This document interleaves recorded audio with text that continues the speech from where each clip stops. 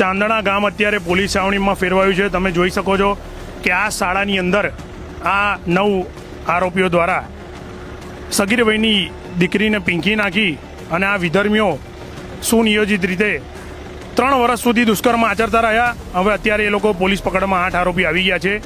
આ નબીરાઓ જુઓ, વિધર્મીઓ હિન્દુ ધર્મની દીકરી પર આ રેપિસ્ટો અત્યારે નાટક કરીને ચાલી રહ્યા છે। જુઓ તમે, ખૂબ સરસ કામગીરી છે ખેડા જિલ્લા પોલીસની।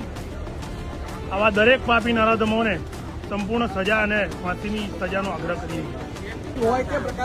શું જીવન નિયોજિત રીતે જો આ નરાધમો નીચું નાખીને ચાલી રહ્યા છે। હવે તમામ દર્શક મિત્રોને આગ્રહ કરીશ કે તમારા બાળકોને, તમારા સંતાનોને, તમારા સગા સંબંધીઓને આ વિધર્મીઓ દ્વારા સુનિયોજિત રીતે લવ જિહાદ અને દુષ્કર્મની ઘટના કરવામાં આવે છે તેના વિશે જાગૃત કરો અને પોતાના ધર્મ પ્રત્યે નિષ્ઠાવાન બનાવો।